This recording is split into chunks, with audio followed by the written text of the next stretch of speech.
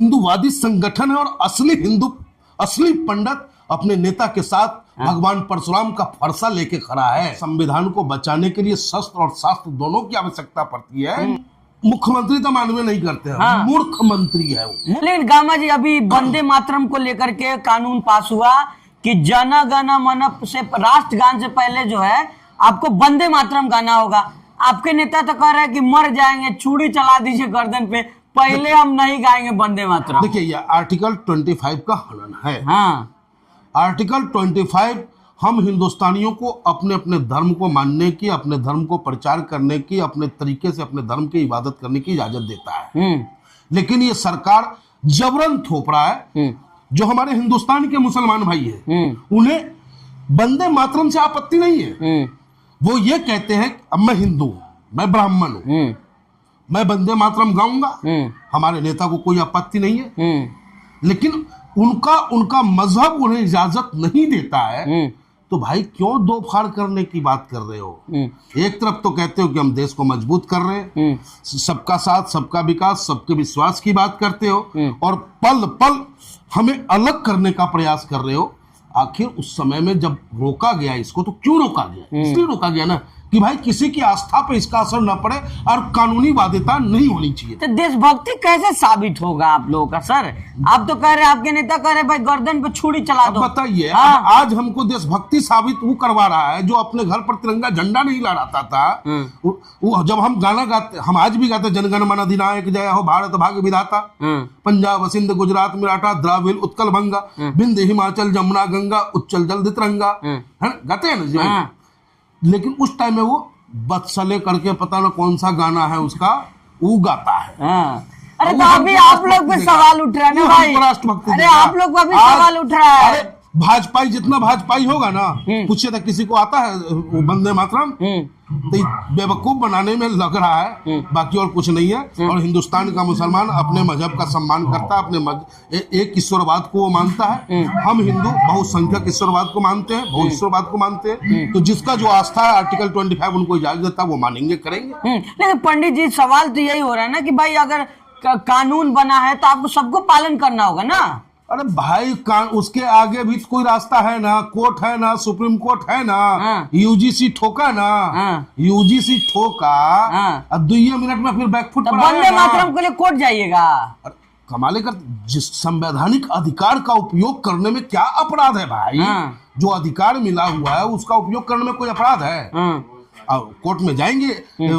मुस्लिम संगठनों ने, अरशद मदनी ने, महमूद मदनी ने बयान दिया, महमूद मदनी साहब ने भी, नहीं पढ़ेंगे। अरशद मदनी साहब ने भी कहा कि भाई इस अनिवार्य न करें आप, क्योंकि हमारी आस्थाओं पे चोट पहुंचता है। और वो इसको लेकर के हमें पूर्ण विश्वास है कि वो कोर्ट की ओर जाएंगे। अच्छा, आ जा रहा है कि अकबरुद्दीन वैसी कह रहे हैं कि योगी आदित्यनाथ तैयार हो जाओ, आ रहा हूँ उत्तर प्रदेश। सोचो, हक की आवाज, सच की आवाज निकला ही सही, आवाज निकलते ही हंगामा खड़ा हो गया। यानी कि उन पापियों का जो मानवता का दुश्मन है, उनका पांव हिलता हुआ नजर आ रहा है। अभी तो आने का इशारा मात्र ही हुआ है।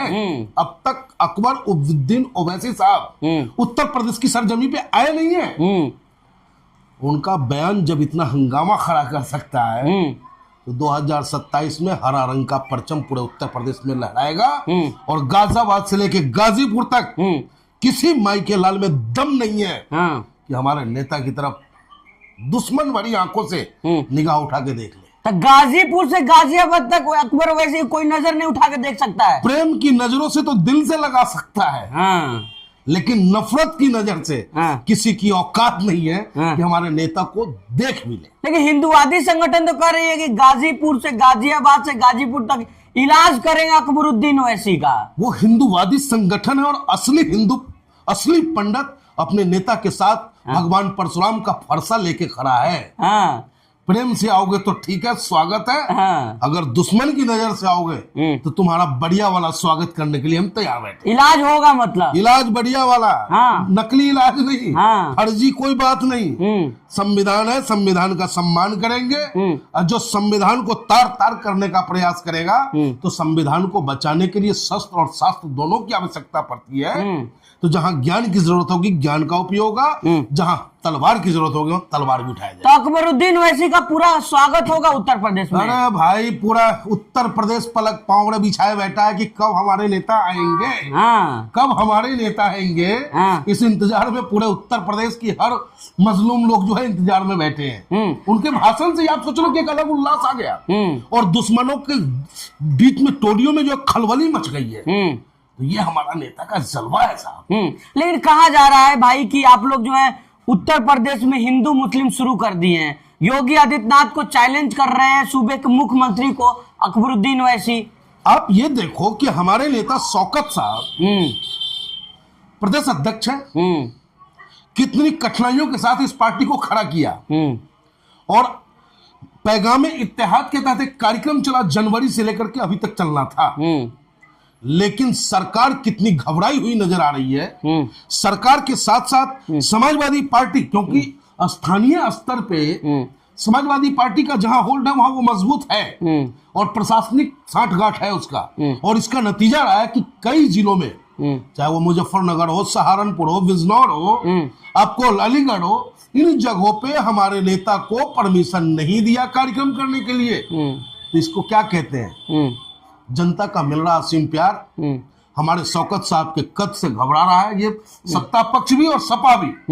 अरे टी राजा सिंह कह रहे हैं कि उत्तर प्रदेश में योगी है, वहां बाबा का शासन चलता, अकबरुद्दीन ओवैसी, समझ जाओ। टी राजा को गोशमहल में कैसे पैक करके रख रखा है। हाँ। गोशमहल में पैक है ना, है वहां वो पैक हो गया, यहाँ बाबा भी पैक रहेंगे। बाबा अपने सिस्टम में काम करेंगे, सिस्टम से अलग चलेंगे तो संविधान बराबर का काम करता है। तो लेकिन जिस तरह गामा जी वहां आपने हेमंत बिश्व शर्मा का बयान सुना, उन्होंने कहा कि पहले मुसलमानों को तंग करना है, अब शूट करने का वीडियो वायरल हो रहा है, एकदम ठोक देंगे मुसलमान को। उसको हम मुख्यमंत्री तो मानवे नहीं करते हैं। हाँ। मूर्ख मंत्री है वो, मूर्ख मंत्री, मूर्ख मंत्री। हाँ।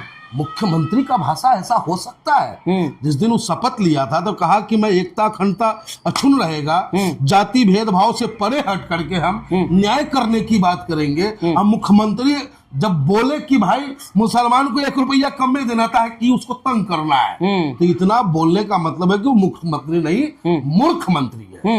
लेकिन वो तो कह रहे हैं कि भाई आपने देखा ओवैसी साहब कह रहे हैं कि 2 रुपया दे रहा हूँ इसको, हेमंत बिश्व शर्मा को। ये हमारा दिल है ना, हम मदद करने वालों में से हैं, किसी को रुलाने वालों में से नहीं है, आंसू पोंछने का काम करते हैं। तो हमारे नेता ने कहा अगर कुछ कमी पड़ गई हो तो लो 2 रुपया रखो। 1 रुपया तुम कम करने की बात कर रहे हो ना, हम 2 रुपया दे रहे हैं। हमारे शौकत साहब ने कहा था कि 5 रुपया मांगे कोई हिंदू रिक्शा वाला हो तो मेरे मुसलमान भाई 10 रुपया दे देना। तो हम तो उदारवादी लोग हैं, मदद करने वाले लोग हैं, हम इनके तरह नफरत फैलाने वालों में से नहीं है। अरे आपके नेता बयान देते हैं कि हम 2 हमारे 2 दर्जन, क्या इस तरह का बयान क्या है। गलत कह दिया भाई? साक्षी महाराज कह देगा कि भाई 4 बच्चा पैदा करो।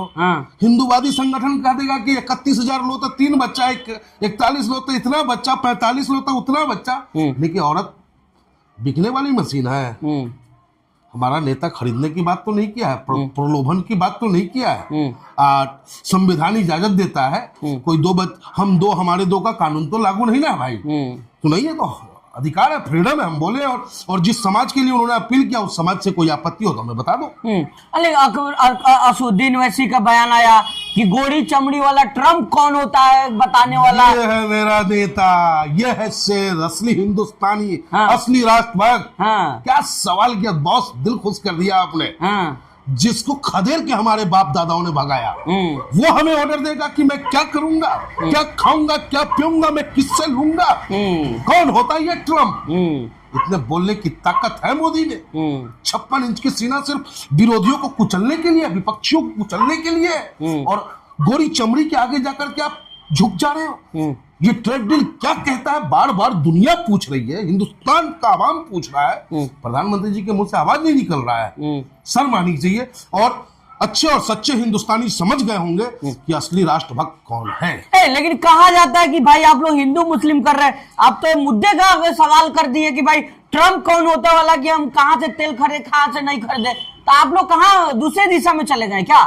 देखिए, हम राजनीति, बेशक आप हम पे आरोप लगाए कि हम मुसलमान की बात करते हैं, हाँ हम करते हैं, क्योंकि हिंदुस्तान में सताया मुसलमानों को गया है। हाँ हम करते हैं क्योंकि मुसलमानों को शिक्षा से दूर रखा गया है। हाँ हम करते हैं क्योंकि मुसलमानों को मुख्य धारा से दूर रखा गया है। और देश की मजबूती तभी संभव है जब मुसलमान मुख्य धारा से जुड़ जाए, हर हाथ में कलम हो, हर हाथ में शिक्षा हो, रोजगार हो, तब जाकर के बेहतर हिंदुस्तान की कल्पना आप कर सकते हैं ना।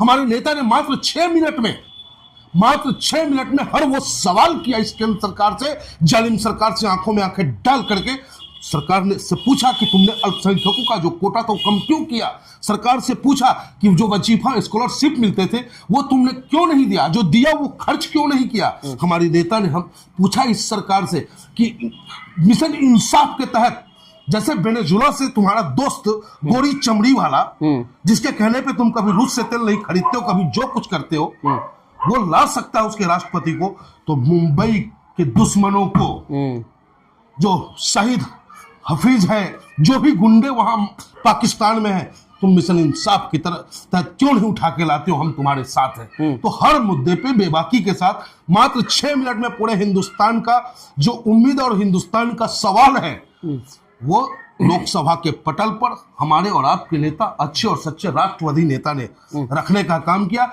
अब बाकी को 50-50 मिनट मिले, आए बाएं साए करके कहानी खत्म कर दिया। लेकिन वैसी ने कहा कि क्या वह मजबूरी है कि ट्रंप के सामने प्रधानमंत्री झुक रहा है, क्या वजह लग रहा है आपको?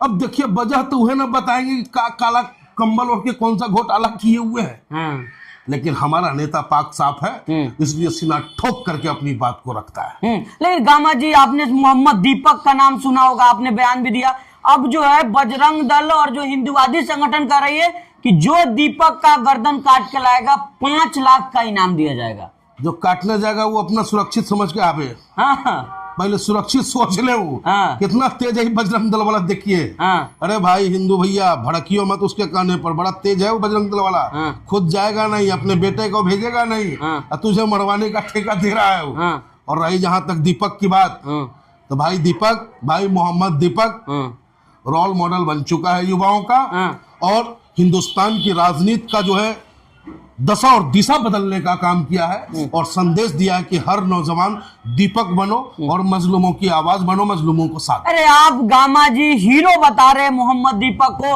हिंदुवादी संगठन का ये सबसे बड़ा दुश्मन है दीपक मुल्ला, गर्दन उड़ा देना है इसका। तो जो नाथूराम गॉडसे का औलाद होगा, वो गांधी जी के राह पे चलने वाले का क्यों सम्मान करेगा। लेकिन भाई नाथूराम गॉडसे के औलादो, तुम्हारा कोई वजूद नहीं है इस हिंदुस्तान में। यहाँ अगर वजूद है तो गांधी जी के विचारों का है। लेकिन मजलिसे इत्तेहादुल मुस्लिमीन हर मुद्दे पे बोलती है, हिंदू मुस्लिम का टैग लगता है, मेन मुद्दे पे क्यों आप लोग आ रहे हैं? हिंदू मुस्लिम करिए ना। देखिए, ये आप मीडिया लगाते हैं। हाँ। ये आप मीडिया लगाते हैं, चाहे वो घबराता है जो नहीं चाहता कि मुसलमान का कोई लीडरशिप हो। हाँ। वो लोग घबरा करके हमको मुसलमानों का नेतृत्व। अरे भाई, हमारी पार्टी के जो राष्ट्रीय अध्यक्ष मुस्लिम है ना, हमारे नेता मुस्लिम है, लेकिन विचारधारा मुस्लिम नहीं है। विचारधारा हिंदुस्तानी है। हिंदुस्तान की सेवा ही करने हम भी चले हैं, हिंदुस्तान को मजबूत करने चले हैं। आप समझो तो सही। अरे इस देश का मुसलमान 75 सालों से कभी ठाकुर को जिता रहा है, कभी ब्राह्मण को जिता रहा है, कभी बनिया को जिता रहा है, कभी दलित को जिता रहा है, कभी यादव को जिता रहा है। अरे भाई, सब दिन मुसलमानी ठेका लिया है तुमको वोट देके मुख्यमंत्री या प्रधानमंत्री बनाने का। एक बार मुसलमानों को भी तो दे दो यार मौका। हिंदुस्तान है, हिंदी भाई भाई, हम सब भाई भाई हैं, हिंदी हम वतन है, यहाँ रहने वाला सब भाई भाई है। अरे खाली मुसलमान से वोट में लेंगे। अरे एक बार दे दीजिए ना, हमारे शौकत साहब अगर मुख्यमंत्री बन जाएंगे तो क्या जोर पड़ जाएगा। अरे भाई, आपसे तो अखिलेश यादव गठबंधन करना नहीं चाह रहे हैं, उधर खड़गे जी कह रहे कि बिरयानी या शेरवानी यहाँ नहीं चलने वाला है। सोचिए कि खड़गे भी खड़खड़ा रहे हैं। खड़गे भी खड़खड़ाने लगे हैं। अखिलेश जी भी फरफराने लगे हैं। अब बंद कमरे में उनका सांसद उनसे कह रहा है कि भैया अगर जितना न फिर तो भैया ओवैसी जी से मिले पड़ेगा भैया, नहीं तो गड़बड़ हो जाएगा, हम नहीं लड़ेंगे चुनाव। यहाँ तक लोग कह रहा है। तो आप सोचिए कि हमारे पार्टी का वजूद क्या है। हम कल तक वोट बैंक के लोग हमको कहते थे, हम वोट बैंक वाले नहीं रहे, हम वोट शेयर करने वाले पार्टी हो गए। अरे तो कह दो रे, शेरवानी और बिरयानी नहीं चलने वाला भाई, और पैक करके वापस भेजना। चलने की जरूरत क्या है, शेरवानी आराम से पहनना है अब बैठ करके जो है ना बिरयानी को खाना है। हाँ। चलने थलने का क्या बात है भाई? हाँ। हदे बती जाते हैं। हाँ। अरे बहुत दिन चला लिए आप, ले आओ रे कुर्सी, हाँ। बिछाओ रे दरी। हाँ, अब वो काम नहीं करेगा शेरवानी पहनने वाला, हाँ। अनो तुम्हारे लिए कुर्सी लगाएगा ना दरी बिछाएगा। लेकिन गामा जी आपने अभी देखा होगा उत्तर प्रदेश का में जो है शौकत साहब का बयान आया, राजभर कर रहे कि अरे यार गंदा वर्ड यूज कर रहे, बोले चुतिया नेता है जो है शौकत अली। ई का है, ये अपने आप को लीडर कहता है, लोडर बड़का वाला लोडर है ये। हाँ। और वो लोडर है चमचई का प्रकष्ठा पार कर दिया है।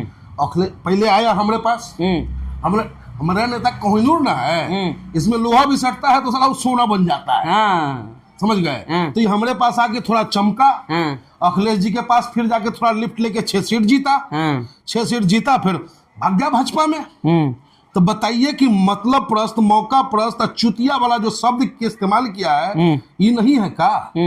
जनता को भी चुतिया ही अपना क्षेत्र के बना रहा है, अपने क्षेत्र के जनता को भी बेवकूफ बना रहा है, खुद आइए है। अच्छा, अकबरुद्दीन ओवैसी, आखिरी में अकबरुद्दीन ओवैसी का गामा जी, पंडित गामा के साथ बहुत वीडियो वायरल होता है, कैसे स्वागत करिएगा उत्तर प्रदेश में अपने नेता का? हम अभी से क्या बताएं क्या हमारे दिल में है। हाँ। अभी तो सिर्फ बॉस का आने का स्टेटमेंट ही आया कि मिस्टर योगी हाँ। आ रहा हूँ उत्तर प्रदेश। इतने में तो देख रहे हो आप चेहरे पे चमकिया लगा है। गामा जी बहुत खुश है आप। जब बॉस का आगमन होगा तो किस तरीके से अभिनंदन करेंगे, हाँ। वो वक्त ही बताएगा। लेकिन इधर तो खतरा भी मंडरा रहा है ना। अरे काहे का खतरा भाई? कह रहा है भाई गाजियाबाद से शुरू हो जाएगा इलाज करना अकबरुद्दीन ओवैसी का। जैसे ही वो आएंगे, जैसे कि हनुमान जी के नाम लेने से भूत भागता है ना, वैसे ही अकबर साहब के आने से ये जो कथित हिंदू संगठन है, हाँ। तितर बितर हो जाएगा, इधर उधर सबका इलाज होगा। सबका इलाज हो जाएगा, चिंता मत कीजिए।